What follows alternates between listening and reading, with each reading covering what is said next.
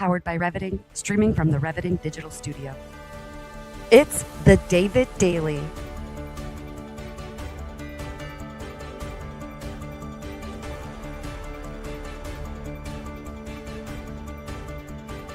Exploring frontier technology, artificial intelligence, quantum innovation, and the intersection of faith, funding, and the future.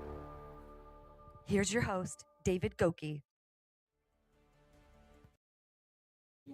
Welcome to another episode of the David Daily Show. Today we have a special segment called Funding, Faith, and Future Tech.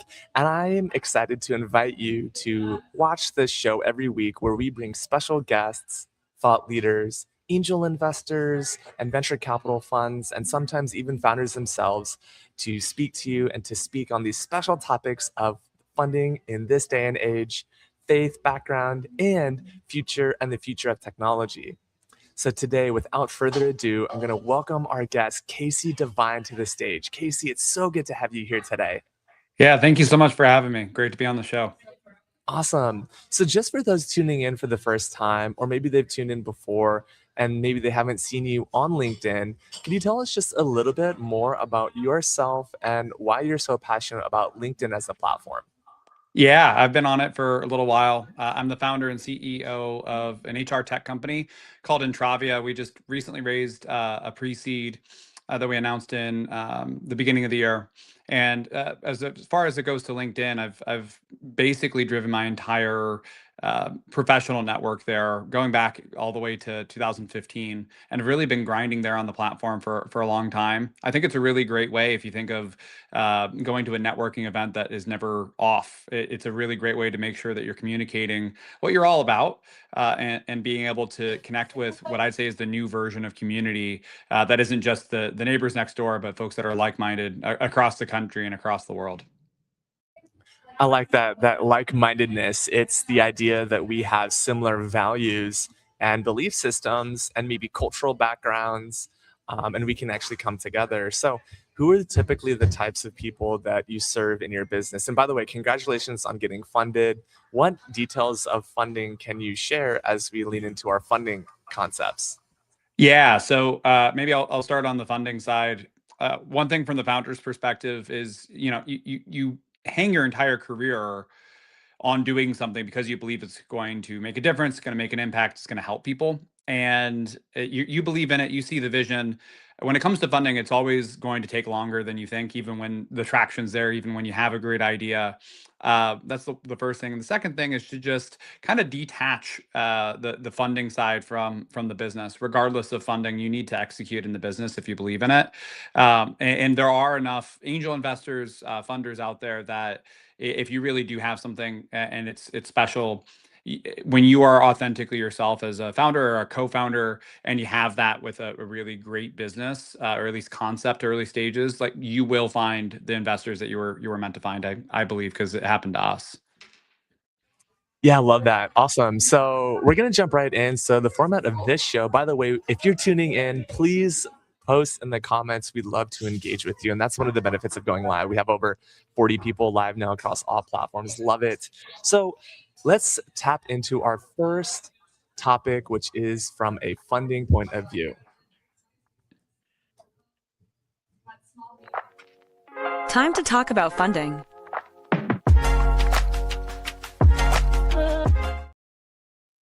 All right, awesome. So our first topic is deal flow and funding. So values alignment is super important. I definitely appreciate that perspective. So tell us, how did you get your values aligned, or how did you even start to align your values with your investors? I think first things, I'm really clear on what my values are, and by no means I'm like me communicating it, meaning that you have to specifically share them, but I'm a adult Catholic convert. And so I brought that into the even reason I founded Entravia, to really promote the dignity of work, especially within small businesses. And since that was so central to the work that we are doing, and the whole reason why Entravia was even founded, it bleeds into every single conversation, because that is the core ethos of what we're doing. And so then naturally, instead of it being like, I need to figure out how to nest funding and your value system, it was the other way around. And so we actually were serendipitously, although I don't believe in that, funded by M25 here in the Midwest. They're out of Chicago. M25 actually stands for Matthew 25, the parable of the talents, which is really aligning with even the mission of Entravia. And so I think starting from the beginning with values in mind and being clearly communicating on what we are and what we aren't is a little bit scary because it does put you, on a path. But as long as that's the path that you want to be on, I think it's great. And so far, it's really great to work with and collaborate with a firm that sees eye to eye with our value system as well. Yeah, value alignment, especially Midwest. So I have roots in the Midwest as well, family in both Michigan, Ohio, Indiana, Iowa, and other cities across the Midwest. So I love the Midwest values. Tell me a little bit more about how you were able to strategically position yourself as a startup founder in the Midwest, not being on a coast. Yeah, I think there's arguments to be made for both sides. I don't think that Midwest founders are better than coastal founders, and then the more controversial thing to say is I don't think coastal founders are better than Midwest founders. But I think what you find, especially in the Midwest, is that you find like a work ethic. You also find a sense of community, and we I think are more likely to be bootstrapping. We understand, I think, how to make a dollar go farther, and I think that can be to our benefit and also to our detriment. Where I think on the coast you're just exposed more to grow at all costs or up and to the right really quickly. It isn't necessarily that we're thinking not about that, but we are definitely thinking about like. Being good stewards of whatever resource we have more often than not, especially capital, especially employment. And I think that really plays well into a competitive strength because early on, especially that was necessary, especially before we got funded in the time I was bootstrapping this organization. What you're doing is you're trying to make the dollars go really far, but you're also trying to find people who are in this with your mission, who aren't necessarily doing this because of the money that's there today. It's totally fine that they were doing it for the money that might be there tomorrow, but they came on board because of that alignment, and that I think was what unlocked the growth that we've seen so far. Yeah, I love that. The idea of capital efficiency is a common topic during our funding segment because now more than ever, investors specifically are looking for capital efficiency, meaning how much further can their capital actually go, right? And in addition to that, in an early stage aspect, when they could be betting on anything in the repertoire of so many startups needing funding today, what was it for you that said, look, we can be more capital efficient here in Minnesota? We can be more capital efficient at an early stage. And not only that, we have real traction and results. Yeah, I think part of this is just going back into my background as a founder, and so I'm one of the LinkedIn trends as far as founder goes, which is like a founder that's been in an industry for a long time. That's kind of a nerd within that space. I'm in the HR tech, employee benefits, and HR outsourcing space overall. And from there, I think one of the nuances to our business is we didn't build it and hope they would come. This comes from a decades plus worth of experience of me experiencing the problem and seeing others that experience the problem. And so we started with the go-to-market motion in mind instead of building this really pretty thing in a basement or in a boardroom and then popping out and hoping that people see it. Like we were definitely started from how are we going to get distribution, especially in today's day and age where distribution is the moat. That's where we started, and I think that also aligned to de-risk the deal for our funders, because we're thinking about that. Not that we're not thinking about product, but we're thinking about how can this get distributed. But again, going back to the value side, it's because like if we don't distribute it, we're not helping anybody, we're not making an impact. And so that is what's top of mind. We can have this beautiful thing, but if no one sees it and it doesn't help anyone, it's really a moot point. Distribution is the moat. I love that quote for so many reasons. First of all, is someone at Reveting paying you to say that? Because Reveting is all about distribution. Hey, if they would, they're not yet, but if they want to, I'll share my Venmo after this.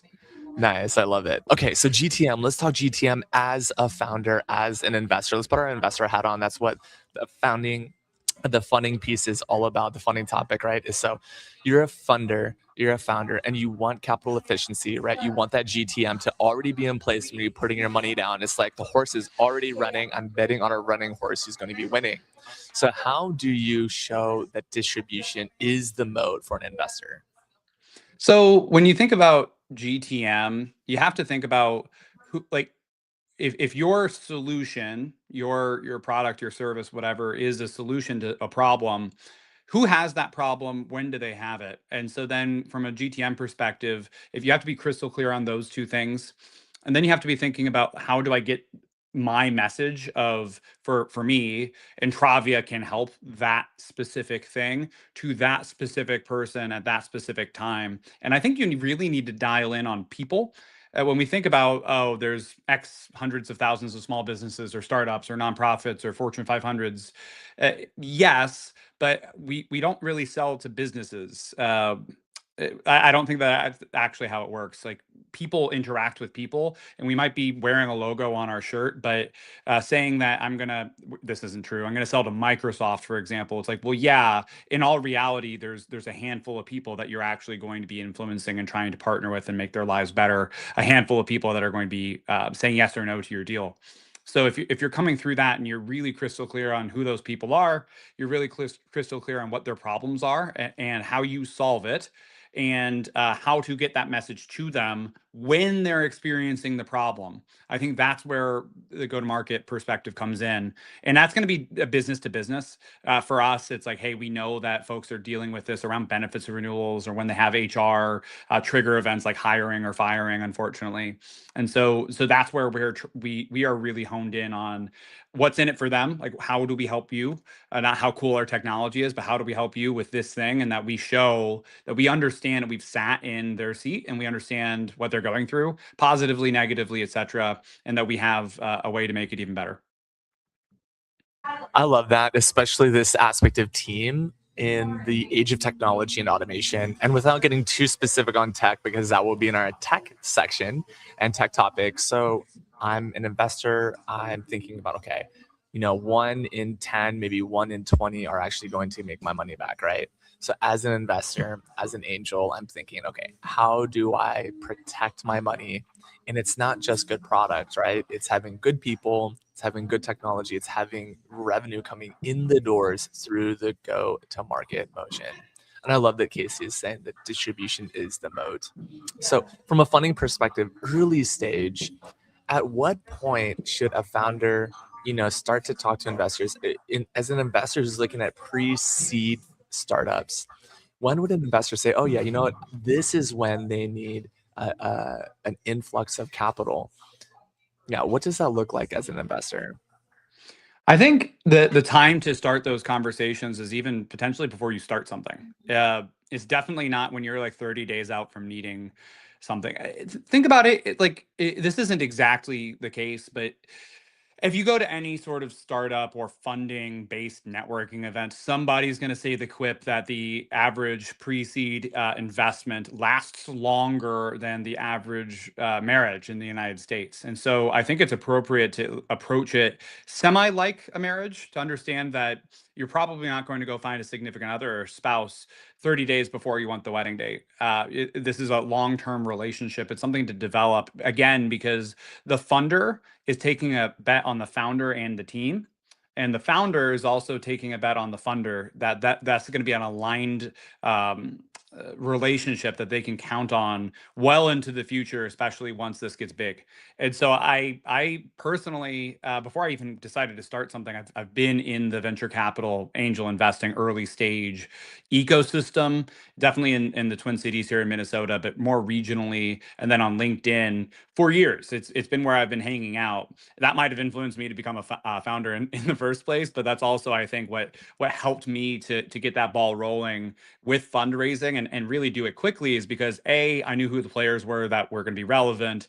B, I knew what they cared about. And C, even if I wasn't connected to the specific person that we ended up doing business with, there were mutual connections that could vouch for me as a person, me as a professional. And that really helped, I think, accelerate things, because I wasn't a stranger off the street. Right. Yeah, no, I love that analogy to a marriage, and whether it's like a domestic partnership. I think in Canada, actually, if it's 6 months, you're considered a domestic partner if you have the same domicile. And in the United States, obviously, you need a marital license and that sort of a thing. I'm curious, do you have experience being married? Are you married currently? Why the reference to marriage? I'm just curious. I'm married. We have 2 kids. One's a 11-week-old baby screaming upstairs. Oh, wow. Um, Congratulations. yeah, thank you. But it's been something that I don't know why, but every time I've gone to like a funders and founders event or a roundtable talking about pre-seed investing, somebody says that quote. And I think it's specifically to hit on the fact that, if the average marriage, at least in the United States, lasts 5 years, the average investment from pre-seed to exit is 10. And so these are people, again, not just firms, not just businesses, but actually people that are going to be interacting and really having like an outsized impact on your month to month life, and also the decisions that you're going to make, and the connections you make. So it's really important to align with them and to get to know them ahead of that, not just to accept a check, because I think even from a founder perspective, it is really tempting to take whatever money you can when you're just trying to prove it out. And at the same time, having that alignment and having those relationships early on is crucial, because if you really are right, those are going to be people that early stage, those funders are going to be more closely aligned to you than any other check that's written into your business. So it's really important that you like talking to them and vice versa. Yeah, I hope you like talking to your marital partner. If not, you won't last the average. Which I was going to ask you, how long is the average marriage? And if it's 5 years in the States, I definitely can understand that. So I think it is. basically, you're saying like, okay, look, most likely this is going to be a 10-year deal. And when you're talking to a startup as an investor, a venture capital fund manager, a family office representative, maybe even a family friend of a wealthy family looking for startups, it is a 10-year process, and you might not get your money back even in those 10 years. So I like that you're kind of alluding to it being a long-term marriage. So now the question is, how do you start to ask those questions to those founders? How long do you need as an investor to really get to know your founders before you say, you know what, this is something I want to invest in? It's kind of like when you go to ask your partner's father for their hand in marriage as a traditionalist, right? You don't go meet him on the first day. No, there's time that's involved. So what does that journey look like as an investor reaching out to founders who need funding and are pursuing you, dating you, courting you, and wanting to get funding for their startups? Yeah, we'll keep pulling the thread, I think, on this analogy because it helps, at least in a lot Yeah. of cases. So if you're the funder, you need to understand that the founder doesn't have their act together entirely, just like that brand new potential partner spouse might not have their act together entirely up front. And you need to be able to see and check on their dependability. You need to be able to check on their vision of where they're going, and also understanding that like you're really just filtering for how they think and their value system and the general path that they're on. The likelihood of a pre-seed or pre-seed, even an angel check founder doing the exact same thing they pitched you on in the exact same way in even a year is like not much. There are pivots that happen because you're forcing your idea against reality of the market timing and conditions, and because of that, things are going to change. And so I think that the reach out is, yeah, you can go like find them. There are sites that can connect them. I'm actually friends with a founder of a social media platform that connects founders and funders, and it's called Investling Social. It's a great place to hang out for either side of that marketplace. But really, I think the best way to do that is to go into your local ecosystem and find the networking events, find the co-working spaces. If there aren't those, find the coffee shops, hang out, get to know folks, go to where they are. If you're a funder looking to deploy the capital, I think that's the best way to start creating some of those authentic relationships. Yeah, it's like, could you do this? It's like the amount of due diligence that's required for a startup. It's like, can you also do this in marriage too, right? It's like, all right, so for those of you watching this far in, you may know that I've been previously married and unfortunately also divorced. But what maybe I would have done going back, hindsight being 2020, is maybe I would have done more due diligence, right? Getting a full medical history, maybe getting a full, background check, maybe getting a full financial insight, maybe investing more time to get to know the family history and the culture and those sorts of things. And there comes a point where you just make a gut instinct, right? You pray on it, you think about it, you take all of the data that you have in front of you, and you make as informed of a decision as you can. And so similarly, as a funder, right, as you're getting to know a startup team member, is this someone who has been through a storm, right? Is this a team that has had conflict, has had to weather difficult times? And in the past 5 years, there definitely have been difficult times that founders have had to weather. So if you're looking for funding, not only are capital markets tighter today, but there will be more scrutiny on that early stage courting and networking period as you're looking for funding. So maybe we'll lean into our second topic, which is in our faith category. Focusing on faith for a moment. Kasey, if you're tuning into the show, thank you for being here. Faith and leadership in tech. So let's just start with faith. What does faith actually mean to you? And the second question is, what context does early childhood religion play into your faith view today? Ooh, great question. I'll go in reverse. I was really raised without much faith. I was somewhere between agnostic and atheist growing up, although I was around a lot of Christians, Catholics, and then raised like culturally Jewish from my mother's side. I decided to become a Catholic convert by my own free will 4 years ago now.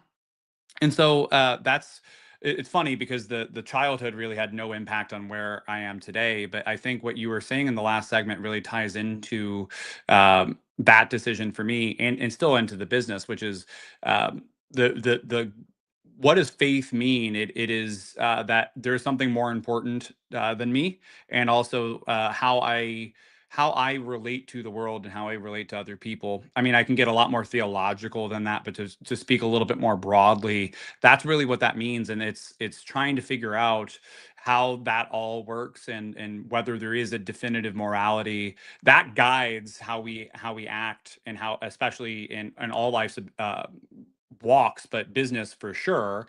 If I don't have the end goal in mind, to quote Toby Keith, if you don't know where you're going, you might end up somewhere else. And I think that kind of puts a bow on the idea for that. Yeah, no, I love it. And I want you to get deep into the theology. In fact, I like theology for a couple of reasons. One, faith mentor of mine once said, David, look, you can debate theology all day long. Happy to do it. You can't debate relationship with the divine. Your last name is Devine, spelled slightly differently. And I'm curious, how do you then apply those faith values now in the Catholic faith into your Mhm. leadership in tech? Yeah, I think there's two different points that really matter from my background as a Catholic leading a tech company. The first is servant leadership. I think that uh, that was a really radical concept when Christ proclaimed that, and it's something that we take for granted, at least in the West, of servant leadership. We see a lot of books about that, but washing your followers' feet, for lack of a better term, is something that was not done. And I think that's the first thing, is how I exist as the founder and CEO of this company to serve others, especially the folks that said yes to working toward that mission with me, the employees. From the other side is there's a dignity of the human person that really matters. And I think that as founder and CEO, that's how we treat the people who work here. That's how we treat our customers, our partners, et cetera. But really, even the inspiration for why I founded Entravia was the dignity of work, and how we are meant to cooperate in work. And there's a salvific nature of working. It's a dignified thing. We are allowed the opportunity to participate participate in our own salvation that way. And so that's why I started here, was to lift up the concept of work, to lift up what it means to work, especially at small businesses in the United States. A lot of the folks that work there are low to middle income Americans, and the differences of points of their healthcare renewal might be the differences of them being able to afford to go to the doctor. And so we can really recognize the individuality and the dignity of the individual by allowing them more dignified work. And that's part of what is the main reason I even decided to do this. Yeah, I love that. I really appreciate that you have a faith foundation and you can represent Catholics. Of course, there's so many different faiths. We just had a Hindu on the show recently. We had a Catholic today with you, which is fantastic. My grandparents are devout Catholics as well. And they just recently learned about Zoom Mass. And it's so funny. I'll tell you a quick story. My grandmother was saying, yeah, David, I heard that we could load up a program on our TV. I said, Grandma, what do you mean? And they said, oh yeah, our mass is on YouTube. I said, oh, you mean you want to live stream the mass? And like, yes, of course. So of course we pull up the mass on YouTube on their smart TV, and sure enough, we see my aunt, aka their daughter, on screen, and they were just so joyful and so happy to be able to see that. So that's one of the benefits today, is that we get to practice our faith. And especially as leaders in business, as leaders in technology, we can showcase those faith-based values internally and externally with partners, teams, customers. So I'm curious, tell us a little bit more about the business and really the meat of the business, understanding what is that key customer that you're serving today, and also what value do you provide in terms of results, and how do you get those results for your customers?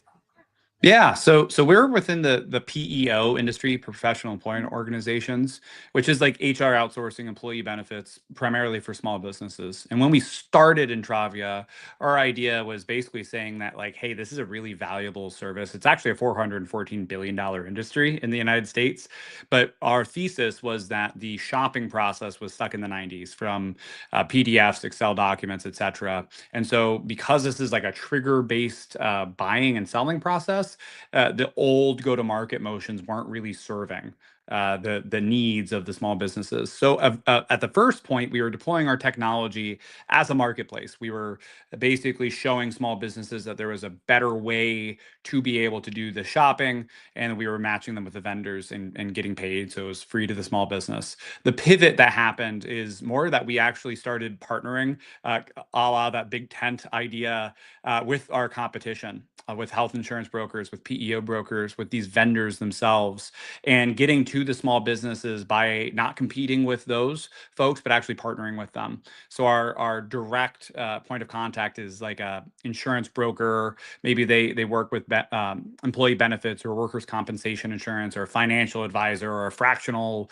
CFO, or something like that. Someone who's really that advisor to the small business, that's going to be walking with them as they walk through really important discussions and decisions on human resources, employee benefits, insurances, and that kind of thing. Yeah, I like that. So with over 10 years of experience inside companies like ADP and TriNet, what's the specific moment that you realized that, you know what, PEO buying is actually, that process is fundamentally broken?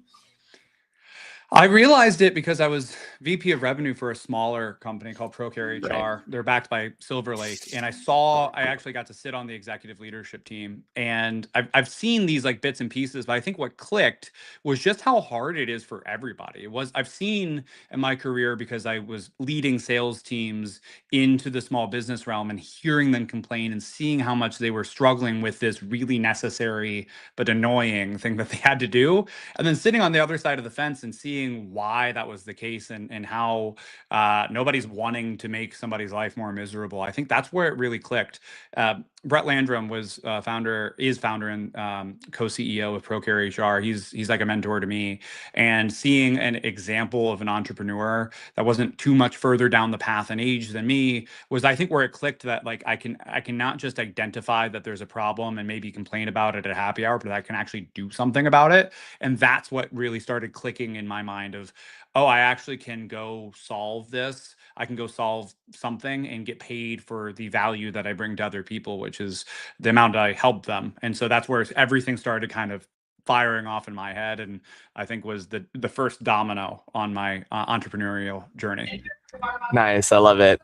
I actually sent a Domino's gift this morning to the group chat internally. It's so funny. So you're building in an industry typically known for misaligned incentives and opaqueness, forwardness, right? So how does your faith inform decisions that you make about business ethics and how you treat partners?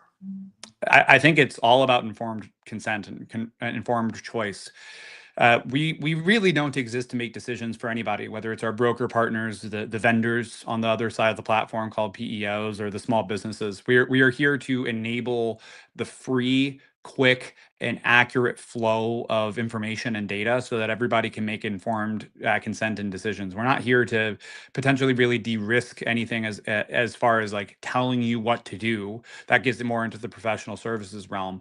But I think from a faith perspective is like, we believe that your yes should be yes, and that you should, just going back to the marriage idea, that you should be really fully aware of what you're doing. You shouldn't be going into that decision coerced, and you should really understand what it is that you're trying to say yes or no to, and the implications positively and negatively of that. So that's what that idea is, how we interact with everybody. That goes into our product roadmap of making sure that everybody's really well aware of what's transpiring, what's happening with the data that they're providing into the platform, and also the implications of the decisions that they're making, so that that's not opaque anymore, so that they can really come into it eyes wide open.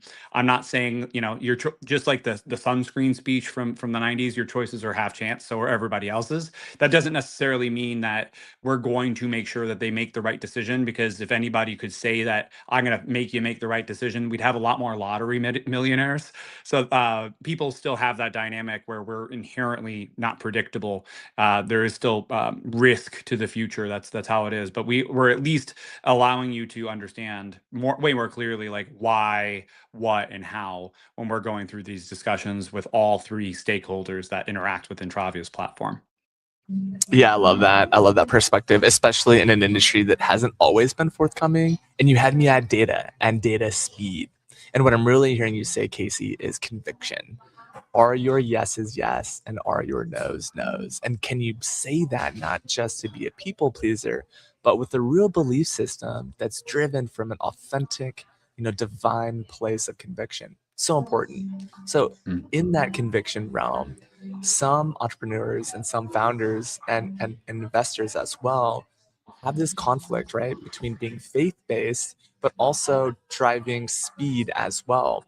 So how do you manage being fast but also being principled, and how do you hold both of those as a founder and communicate that and find investors that are also aligned with that system of values? I'll be a little bit snarky in my response, but Good. I believe in a God that created heaven and earth in 6 days and then rested. And so I don't think that there is a conflict between being faith-based and being quick. I think the more you are aligned with, using your words, the divine, the more I'm aligned in my faith to Father, Son, Holy Spirit, that's actually when things happen a lot faster. The caveat here is that they don't ever happen the way I think. I never would have expected any number of these things that occurred when I started my work day in prayer. And I legitimately just sought to serve other people and to do the will of God instead of what serves my own ego. Again, it's really hard, because I think our natural inclination is to do something that serves the ego, that serves the self, and to put ourselves in the place of God. And in reality, that's what usually slows things down. That's what creates your own stumbling blocks. When that is fully aligned, it is like hitting the straightaway on the Autobahn. Things happen really, really fast. I think just you're just not expecting the how. Which is I think for me so far in my short entrepreneurial journey, that's the sign that I'm doing something right. When people serendipitously pop into the picture, when things just kind of happen out of the blue, that's when I know that's the alignment. Yeah, I love that. My snarky response would be, what, God rested? You mean God had to rest himself, herself, themselves? Yeah, no, God rested. And that kind of proved the point that it's like, yeah, rest is important. And Yes. that's why the Sabbath is so important. I really appreciate also that you mentioned the Holy Spirit as well, and Jesus and God being a core theological belief. Some faith practices would disagree with your theology. Others would say, yeah, you're spot on. So whether you believe or you don't believe, it's that internal conviction that's so important. So I just wanted to take a quick moment to shout out to the Revening team behind the scenes and the production team. If you've considered going live on LinkedIn Live, did you know that LinkedIn has a live stream platform just like YouTube, Facebook, Instagram, and TikTok? Well, guess what? If you've been thinking about your content journey and you want to have a live conversation with your audience, I'd encourage you to go live on LinkedIn. LinkedIn is a professional network of businesses and consumers that are looking for career transitions and business deals. So if you're an investor looking for more businesses to invest in, or an angel wanting to make your first check, I'd recommend you go live on LinkedIn. Even if there's just one person that you connect with, a live conversation will always beat AI. And in fact, in person is even better. So if you're considering LinkedIn, just reach out to us.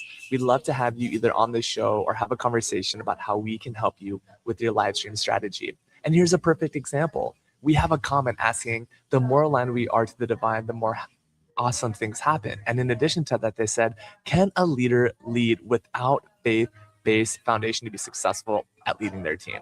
I'm curious, Kasey, what do you think about this question? What a great question. I think it's a really good question, and I will say, I think the answer is yes, because at the end of the day, you could be successful. I don't think that you'll be as successful. I think it's going to be harder. I think you won't find as much fulfillment in it. But at the end of the day, success, like at least how I understand the world and I understand faith and theology, like if God is all knowing and all encompassing, he doesn't need us in any capacity. Like our yes does not impact him. Our no's do not impact him. He is still perfect. And so can a leader without faith-based foundation be successful at leading their team? 100% yes. And it's because one way, if you didn't have faith or you do have faith, I think the faith base is realizing that you're not the one doing it. I think where the faith less leader thinks that they're the ones doing it, typically, not all the time, but typically, or they put too much pressure on themselves because they think they have to do it. There isn't another outlet there. They are in 100% control. They're in 100% responsibility for everything. And I think that's where it's like, the answer is yes. A lot of the largest unicorn startups in the world were driven by very proud atheists. Yeah, I love that. That reminds me, actually, I volunteer for a nonprofit called AI and Faith, and we have agnostics and atheists there. Why? Because they also have a moral and ethical compass. So if you're considering AI and faith, we'd love to have you join, especially if you're in an Eastern faith like Buddhism or Taoism, as we are underrepresented in some of those faiths, or any faith that's a greater than a top 10 faith. We have a lot of representation in the top 5, 10 faiths. But yeah, you're exactly right. I really appreciate that response because the short answer is yes, absolutely. Without faith, you can still make ethical and moral decisions. What a great point, Kasey. Yeah, thank you. The hard thing is it just it devolves really quickly into um, a lack of like understanding, because it's like if you don't have a north star of what that there is objective truth and that there is objective morality, acting more morally is very difficult, because we get into this I'm okay, you're okay perspective, and that's not necessarily saying that's contradicting the individual's dignity and respecting somebody's ability to choose. But what I am saying is, like, it really devolves into the Tower of Babel, because you don't have the understanding that there is objective good and wrong, good and evil. And if you don't have that, then my understanding of what good and evil is, or right and wrong is, shouldn't impose on anybody else's. And that's where we all fall into chaos, because we are lacking that structure and order. And so I think while I'm very adamant that my faith is correct. At the same time, I think the thing that we can do to come together, especially in this time of polarization, is to acknowledge the places where we do see that this is objectively right or this is objectively wrong. And even it doesn't matter how far down we need to go to find those common denominators, but that's where we can start building community and rebuilding, I think, a sense of community, a sense of country, a sense of belonging. Sense of belonging is incredibly important. And I like that aspect that you keep going back to, which is these biblical stories.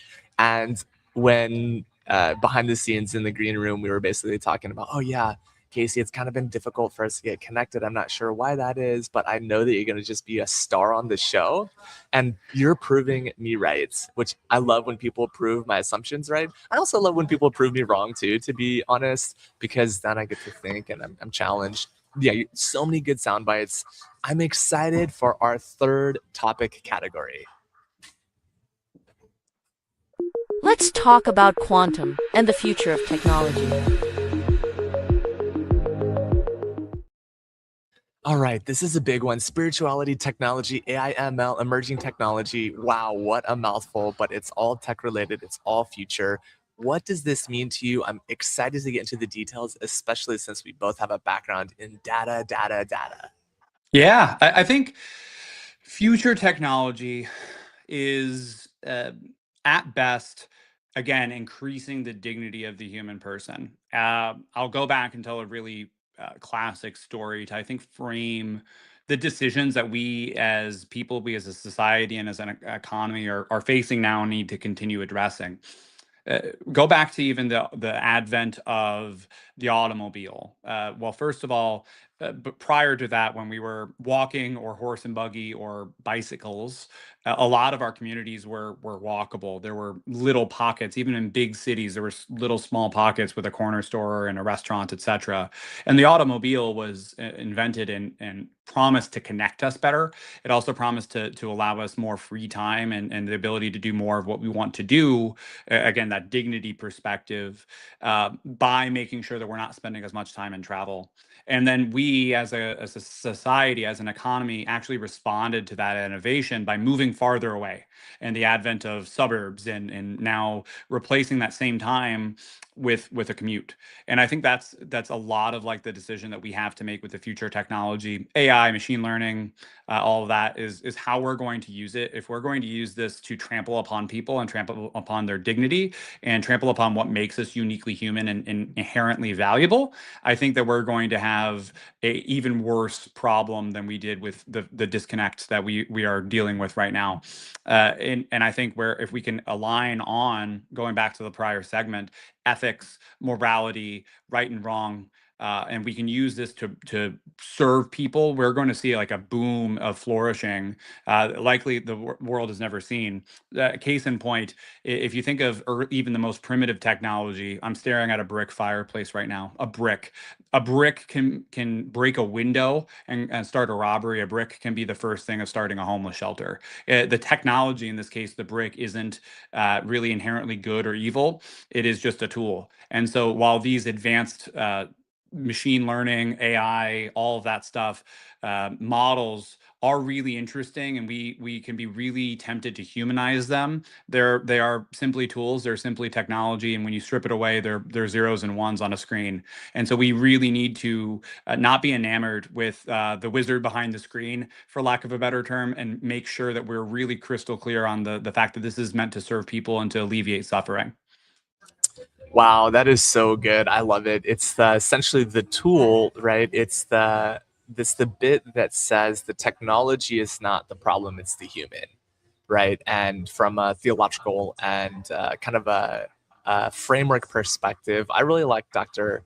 Gretchen Huizinga's paper on righteous AI, including the voice of religion in ethics and technology, where she says, look, we can all agree that divine is the superseding intelligence, divine intelligence, and then you have human intelligence, and then you have machine intelligence. And this was a PhD paper that came out of the University of Washington. And basically, the advisory board that approved this paper and the dissertation was a very diverse board that included an atheist, an agnostic. I think there was a Buddhist, a Hindu, and a Christian, a Jew, and a Catholic. And they all came together and said, oh yeah, we believe in that divine aspect. Okay, so getting into the tech piece or the future aspect, yes, they're not just ones or zeros. They could be both in quantum, as we're finding out, right, with entanglement, superposition. So let's get into the specifics. And I'm not sure if you probably have seen the Gartner's ascension model for data and engineering, right? You have original software engineering, then you have data engineering, and then you have this machine learning engineering, and have artificial intelligence engineering, and now you have agentic engineering, and you have quantum engineering, right? So when should an organization be considering a strong investment in the machine learning infrastructure? Let's start at the basics. And what is machine learning if someone is just tuning in for the first time? Yeah, I think the right time to start addressing machine learning for an organization is yesterday, whenever you're listening to this.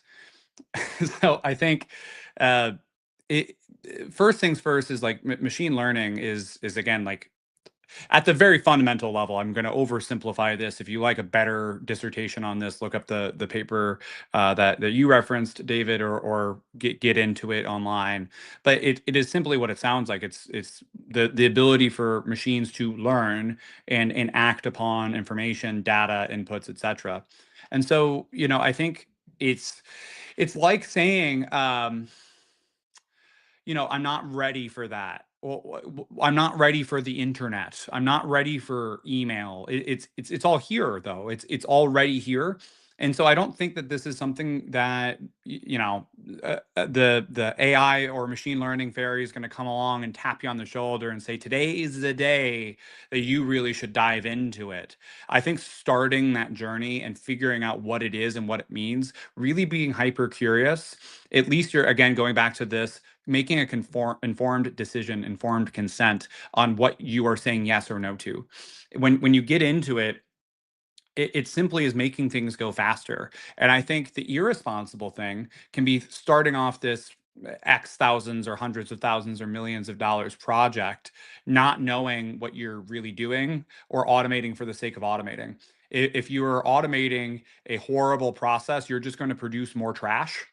So I think it is really important to have an understanding of what the technology actually is and does, but also not just reading like the latest newsletter or Gemini or Grok or OpenAI or Claude just, release this feature. And now you're going to go spend a week learning about it and implementing it, because it still needs to be aligned to some sort of strategy. It needs, and in this case, where we're talking about funding or business, you need to be actually working toward a goal. And these, again, are tools that help you get to the goal. But if you're thinking that the tools are just the reason in and of themselves on one extreme, or on the other extreme, you're thinking that like, I don't need to worry about this. It's not coming for me. This couldn't help me. Or if I implement this, I'm going to be somehow less than or worthless or whatever it is. I think both ends of that spectrum are extreme, and probably the answer is somewhere in the middle.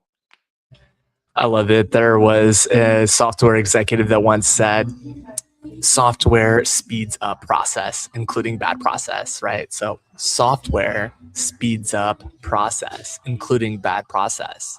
And another technologist who was kind of cited in some circles as like the black Tim Cook or the black Steve Jobs, he would say that all technology, including AI, requires humans in the workflow. And all automation is simply workflow. So I love what you're talking about. And in terms of machine learning and machine intelligence, this idea that, yeah, we need to train our data with machines so that they can be more efficient and faster than us. Not necessarily more intelligent, but more efficient.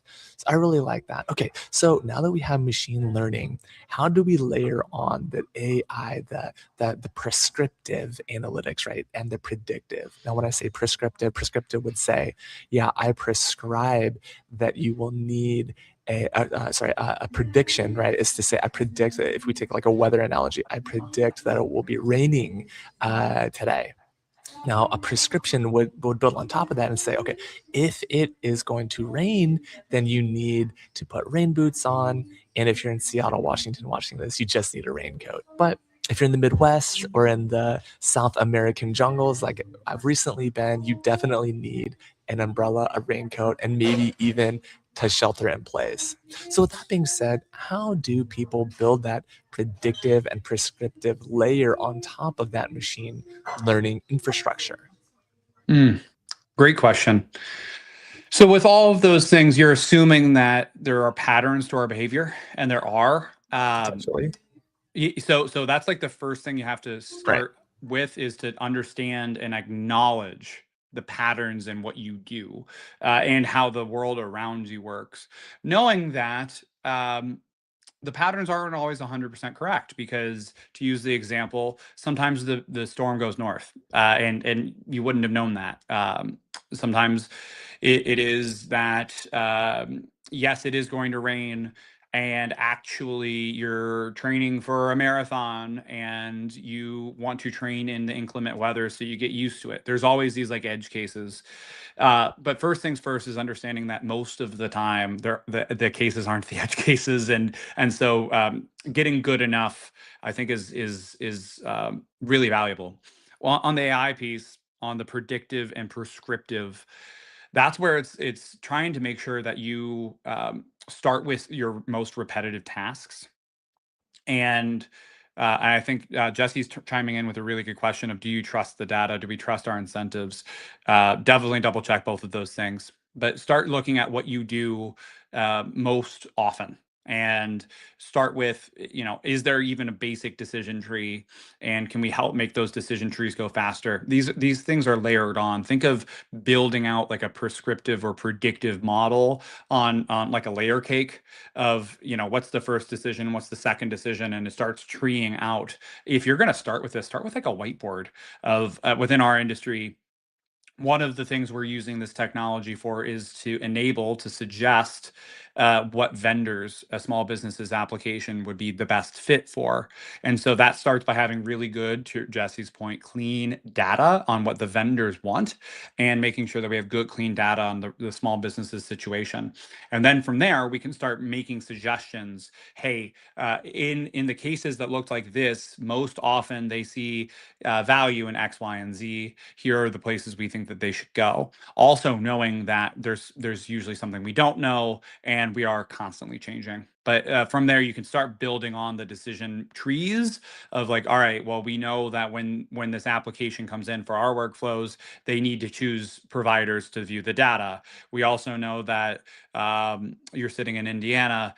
Most companies in Indiana like talking to these national players, and it may be also these regional vendors that happen to be in Indiana. And then you can continue kind of pulling the thread there. Again, with this automation, it's just automating what people do. So if you can do it Exactly. specific enough, you can get there. Right. Yeah, no, I love that. And it's so interesting that oftentimes people want to complicate tech. I just remember saying, like, what are the 3 steps that you do the most often? Like, let's start there. Like, you get out a sheet of paper, just close your laptop, get a sheet of paper and write it down 1, 2, 3 step. And then we'll go automate just that first step that has the most potential ROI.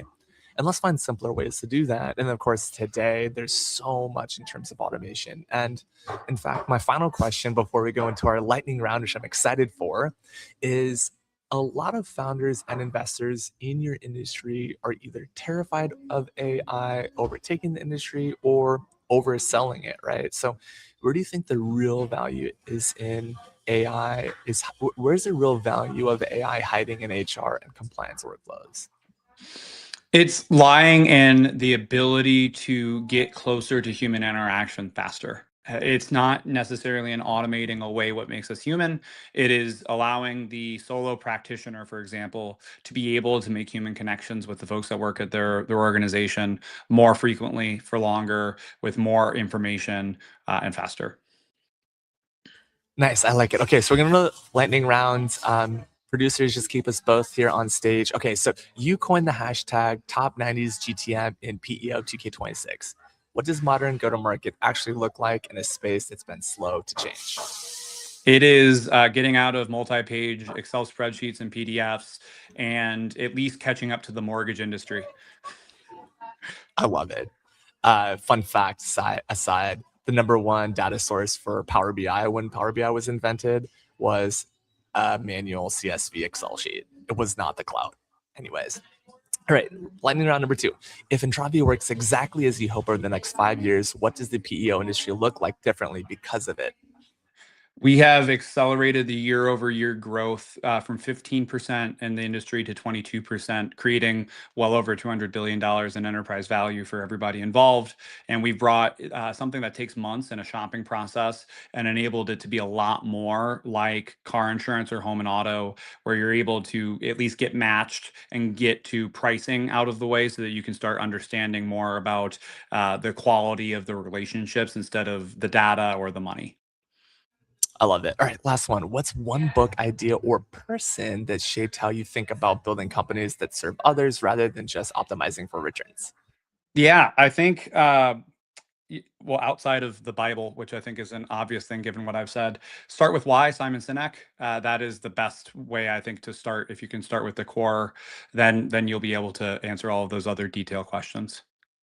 I love it. Why by Simon Sinek. Okay, now we're going to go into our favorite segment or our anchor segment, Beyond the Bag. Beyond the bag, beyond the bag, beyond the bag.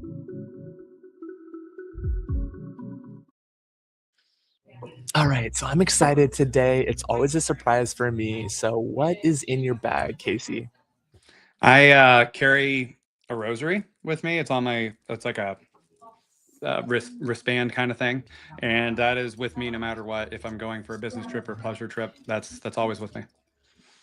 Nice. I love it. I have something kind of like that, but what I have is I have this bracelet that actually has a one white symbol representing Christ and then 13 other beads and a cross symbol here that sits on the edge of my bracelet. So it reminded me of that. I've never shared that before.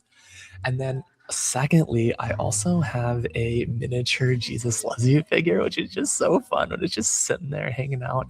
Adorable. And if you don't believe in Jesus, that's okay. My question to you would be, who is God? This is more of a personal thing. Like, is God Buddha? Is God Allah? Is God your Lamborghini? Is God your business? Is it your wife? Is it your kids? What is God to you? And God will reveal himself to you. So, all right, this has been an amazing show, Kasey. I'm so excited to have you. How can people stay in contact with you? Yeah, the best place to do it is LinkedIn. I don't have other social media, so if you see something that looks like me, tell me because it's not me. So you can see in the show how to spell my name and connect with me there. I post every day and would love to chat with you there too. Awesome. I love it. And right before we get to our outro video, just remind our audience, who is it that your customers are? What value do you provide? And how do you serve them with measurable results? Yeah, we work with small businesses, but primarily insurance brokers to help connect small businesses, their clients, to these PEO vendors for outsourced HR, payroll, employee benefits, workers' compensation insurance, et cetera. And we take something that takes weeks and make it take minutes. So if that's something that you're shopping, we have the most efficient platform on earth to do that. I love it. From weeks to minutes, PEO, vendors, partners, and customers. All right, Kasey, thank you so much for being on the show. If this is your first time, folks, tuning in, please comment, subscribe, like the show, and specifically on Apple Podcasts, go give us a 5-star review if you like this. We loved having Kasey on the show, and we will see you on Thursday with another special guest on The David Daily.